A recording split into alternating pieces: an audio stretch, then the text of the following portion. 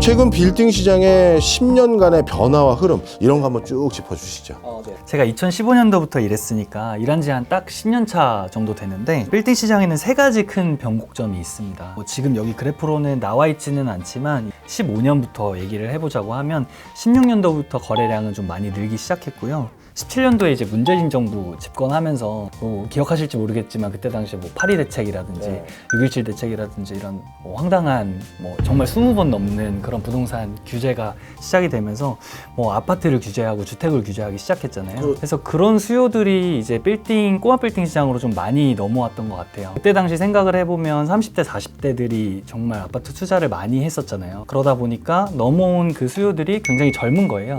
그 2017년이 변곡점이라고 얘기를 하는 거는 빌딩 투자 시장의 연령대를 굉장히 낮춘 변곡점이라고 저는 생각을 하고, 그런 이제 젊은 분들이 유입이 되다 보니까 빌딩과 관련된 그 플랫폼들이 많이 생겨나게 됐어요. 이 빌딩 시장에 굉장히 2015년도 이전에는 폐쇄적이었거든요, 시장 자체가. 그래서 시세를 알려고 해도 지금 같은 경우 실거래가의 어플 같은 것들이 많이 생겼으니까 보면 주변이 얼마에 팔렸는지 이런 게 나오는데, 그때 제가 일할 때만 당시에 해도 저희가 시세 조사를 하려고 하면 등기를 다 뗐어요, 그 주변에 있는. 저희 부동산 실거래 신고제가 2006년부터 시작됐으니까 그 이후의 것들은 나오잖아요. 그렇기 때문에 그걸 등기를 떼서 땅평수랑 계산해서 주변 시세를 파악하고 이랬었는데, 그런 것들이 지금 많이 생겨나기 시작하면서 되게 그런 것도 많이 이용을 하게 됐고, 젊은 소비자들이 빌딩 시장이 되게 투명해지는 거의 시발점이라고 저는 생각을 합니다. 네. 그게 이제 첫 번째 저는 변곡점이라고 생각을 하고, 두 번째 변곡점은 코로나 팬데믹, 2020년도에 생겼던 코로나 팬데믹인데 갑자기 여기도 그래프 보시면 아시겠지만 2018년도부터 거래 건수가 올라가기 시작하다가 20년도에 팍 뛰었어요. 그렇네요. 네, 그리고 21년도까지도 계속 피크를 찍었고 그러면서 지금 22년도에 내려왔는데 그때 이제 팬데믹으로 인해서 시장의 유동성이 막대하게 막 풀렸잖아요. 스타트업도 많이 막 생겨났고, 그런 투자를 받은 스타트업들이 건물을 산다든지 아니면 지어진 건물에 굉장히 비싼 임대료를 주고 통임대를 들어간다든지 이러면서 임대료 시세도 올라가고, 거기에 뒷받쳐서 집가도 굉장히 많이 상승을 했었고, 돈이 많이 풀리다 보니까 교수님도 기억하시겠지만 그때 당시에 실물 자산을 취득하려고 하는 수요들이 굉장히 많았잖아요. 주택도 마찬가지고. 그래서 그런 쪽으로 돈이 확 몰리게 되면서 한 2, 3년 동안 거의 집가가 한 두세 배 정도 상승하는 되게 비정상적인 모습을 보여줬던 시장이었던 것 같아요. 완전 과열된 시장이었는데 그때 정말 매입하신 분들이 좀 돈을 버신 분들이 좀 많은 것 같고, 빌딩 중개인들도 정말 저도 이제 거래를 많이 하는 편에 속하긴 했지만 매주 거래가 있고, 그거에 대해서 계약만 하는 게 아니고 잔금도 치러야 되니까 준비해야 될 프로세스들이 좀 있잖아요. 정말 너무 바빴습니다. 한 1년, 2년 동안. 그때 그 건물을 매입하신 분이 돈을 좀 버셨다고 했는데 이때는 매입을 하고 나서 시세는 올랐겠지만 그 시세가 내가 아직 주문이 들어온 건 아닌데 그것도 돈은 번 거다라고 간주해도 될까요? 아니, 파신 분들도 많아요. 되게 이때부터 시장에 어떻게 보면은 손바뀜의 시점들이 되게 빨라졌다고 보여져요. 집가가 상승하고 그거에 대해서 제한이 계속 들어오니까 만약에 100억에 샀는데 6개월 있다 150억에 판다든지 이런 경우들도 생겨나기도 했습니다. 6개월 뒤에 150억, 되게 50억 벌고 다시 파는 거예요? 맞습니다. 찾아오시지 좀 뭘 이제 와서 찾아오고. 근데 그때 진짜 시장이 엄청 뜨거웠네요. 네, 굉장히 과열돼 있었던 것 같고, 같은 물건이 한 해에 막 3번씩 팔리고 이런 경우도 같은 물건이요? 맞습니다.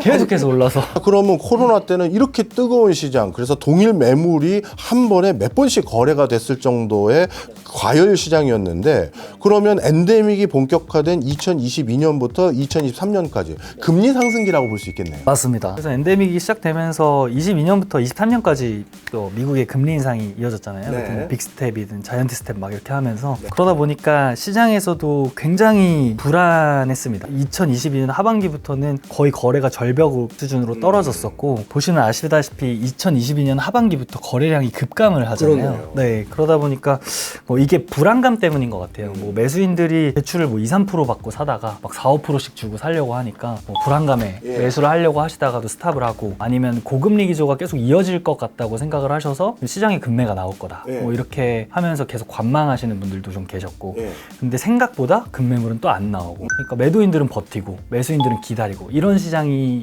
이때였던 것 같아요. 그래가지고 거래가 완전히 급감이 됐었고, 이때 저는 이제 꼬마 빌딩 시장의 건물주들이 체력이 좀 대단하다 이렇게 좀 많이 느꼈던 시장이었던 것 같습니다. 거의 2023년 상반기까지 거의 쭉 이어졌다고 보시면 될 것 같아요. 그러다가 이제 2023년 하반기부터 현재까지 보면 뭐 연준이 계속 금리를 동결을 하고 한국은행도 이제 더 이상 안 따라갈 것 같고 사람들이 이렇게 하다 보니까 뭐 금리에 적응을 하더라고요. 예. 이때 저도 22년도 이 급감하는 시기에 저도 건물을 매입을 해서 처음에 쓰던 금리가 한 3% 초반이었는데 거의 5% 이상까지도 올라갔었어요. 그리고 저는 더군다나 신축을 하고 있었기 때문에 예. 이자를 생으로 그냥 지출해야 되는 그런 상황이었었거든요. 어떻게 보니까 지금 와서 또 4, 5%라고 생각을 하면 그냥 원래 그런가 보다 하면서 지금 적응이 지금 돼 있습니다. 그래서 저도 적응을 했는데 뭐 소비자들도 적응을 했겠죠. 이제 천천히 좀 거래량은 좀 증가를 하고 현재는 시장이 좀 많이 회복이 된 상태입니다. 그래서 23년도 말부터 조금 회복을 해서 올해 초도 분위기가 좀 좋고요. 자, 그 다음에 투자 연령대는 앞서 이제 좀 많이 낮아졌다 이 얘기 해주셨어요. 네, 2017년도부터 낮아지기 시작해서 점점 낮아지는 것 같고 요즘 하셨던 것들 중에 건물 사러 나한테 찾아왔던 우리 회사에 찾아왔던 고객 중에 제일 어렸던 나이 제일 어렸던 나이가 95년생인데 제일 돈만 하셨습니다. 95년생이 몇 살이지 지금? 30살 있을 거예요. 31살, 30살. 네. 이미 갖고 있는 자산 자체가 1,000억이 넘어가요. 네. 부동산으로만. 네, 네. 자수성가사요? 코인을 트레이딩 하시는 분이셨고, 네. 그래서 그런 분들이 좀 많이 있다 보니까, 네. 이거 뭐 주식이나 아니면 네. 야, 이 반납수가 소용없다. 저도 왔다 가시면 네. 내가 계속 이렇게 일하는 게 맞는 건가 이런 생각들도 하고 네. 그래서 그분이 95년생인데 천억 건물을 이미 가지고 계신 두세 개 가지고 계신데 다 대로 두세 개예요. 네네. 강남대로 도산대로에 있는 건물죠.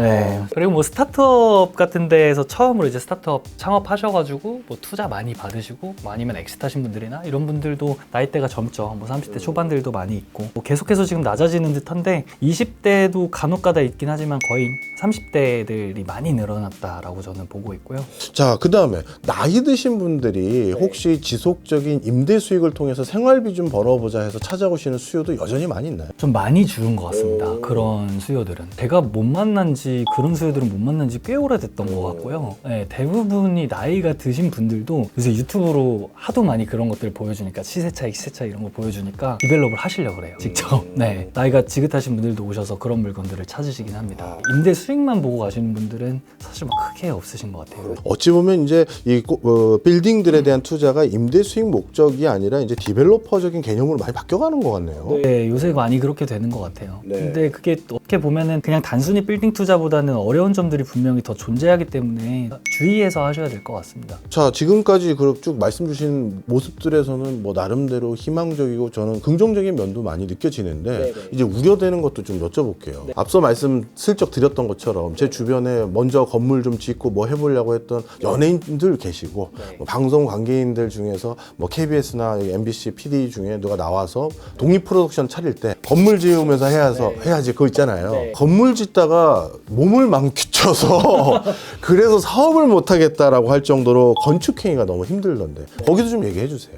건축행위 자체가 힘든 거는 사실입니다만 전문가들의 도움을 잘 받고 사실 그런 업체들을 선별할 수 있는 눈만 어느 정도 갖추면 그래도 스트레스는 많이 덜어낼 수 있을 거라고 생각을 합니다. 일단 정말 좋은 설계사무소나 시공사를 만나는 게 정말 관건이고요. 좋은 설계사무소나 시공사를 만나는 방법들 같은 경우는 그 설계사무소의 포트폴리오들도 참고를 할 수가 있고 그리고 주변에 이제 건축을 했던 어떤 그런 분들끼리 모여있는 커뮤니티나 이런 것들도 굉장히 많아요. 카페도 있고 블로그도 있고 많이 좀 추천하는 업체들을 찾아서 하셔도 되고 아니면 중개인이 소개를 할 텐데 이 중개인과 어떤 포트폴리오가 있는지 어느 정도를 했었었는지 이런 것들까지 보시는 게 좋고 뭐 어쨌든 디벨롭을 많이 하는 시기고 2020년도, 21년도 이때 사셔서 하신 분들 22년까지 해가지고 사셨던 분들이 신축을 하다 보니까 지금 다 막 준공이 되거든요. 그렇다 보니까 시장에 과잉 공급이 지금 실제로 되고 있어요. 근데 그런 데서 경쟁력을 갖추려면 잘 하지 않아 놓으면은 오히려 경쟁력이 많이 떨어집니다. 그래서 임대를 받기도 굉장히 어려워지고 그러면 공실도 지속이 되고 물건 주거 경쟁력을 떨어뜨리지 않으려면 건축행위를 굉장히 신경 써서 하시는 게 좀 중요할 것 같고, 시공사 선정은 조금 까다롭게 하셔야 될 것 같아요. 그러니까 이게 뭐 기성을 받아서 여러 현장들을 돌려막는 경우들도 있고, 시공사에 어떻게 보면은 뭐 경제적 여력이 너무 없어서 뭐 도산이 되는 경우들도 있고 하다 보니까, 그러면 이제 그때 말씀드렸듯이 교수님이 지금 말씀하신 뭐 심령을 늙는다거나 몸이 삭는다거나 이런 과정들이 생기는 거거든요. 그렇기 때문에 이런 것들을 파악할 수 있는 방법들이 여러 개가 있는데, 그런 것들은 이제 미디어에서도 충분히 잘 다루고 있기 때문에 그거는 참고하셔서 잘 이제 까다롭게 선별해 보시면 좋을 것 같아요. 그래서 이 건축행위에 대한 고민이 많아가지고요. 그리고 저는 지금 우리 녹화하고 있는 이 스튜디오 사무실도 여의도에 있지 않습니까? 근데 이 여의도는 이런 경우가 있어요. 엄청나게 큰 빌딩인데 거기에서 한 개층에 한 개 동만 매매하는 사무실을, 뭔지 아시죠? 이런 거는 사실 이 건축행위에 대한 부담을 우리가 털어버리면서 이 임대료로 다 돈 뭐 나가는 것도 막을 수 있는 방법이기 때문에 그나마 차선책으로 할 수는 있는데, 그렇게 하시는 분들도 많이 계신가요? 있으시기는 한 것 같은데 저는 완전히 비추입니다. 그러니까 이제 임대료는 세이브할 수 있지만 다시 되파셨을 때 아마 가격이 거의 그대로일 거고요. 아니면 오히려 떨어져 있을 겁니다. 왜냐면 건축물을 사신 거기 때문에 이거는 감가상각에 해당이 돼요. 땅을 사신 게 아니고. 땅도 어느 정도 지분은 들어가 있겠지만, 저는 이제 분양상가라고 하죠. 분양받는 거나 아니면 매매하시는 거는 굉장히 만류하는 편입니다. 주변에서는. 요즘은 이제 법인 명의로 투자가 많이 이루어진다고 하셨는데 그것도 좀 말씀 주세요. 법인 명의로 투자가 거의 지금 한 70-80% 정도 되는 것 같고요. 예전에는 개인으로 사시는 분들이 많았었는데 요즘은 개인을 거의 찾아볼 수가 없을 정도로 되게 많이 줄은 것 같아요. 전체적인 어떤 그 퍼센테이지로 보면 70-80%지만 제가 느끼는 체감은 90% 이상입니다.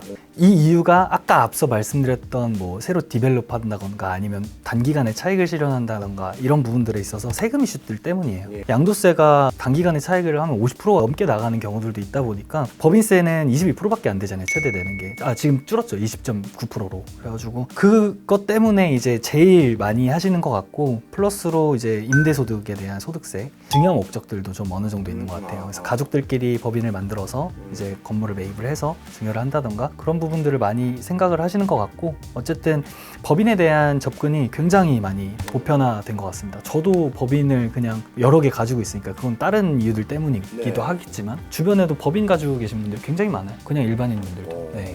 우리 대표님도 법인이 여러 개 있으세요? 네, 제가 이제 가족법인이 또 하나 있고, 그 다음에 저희 부동산 중개법인이 있고, 저희가 이제 따로 이제 뭐 교육 사업도 따로 할 거라 거기에 대해서 만들어 놓은 법인들도 있고, 뭐 그렇게 하고 있습니다.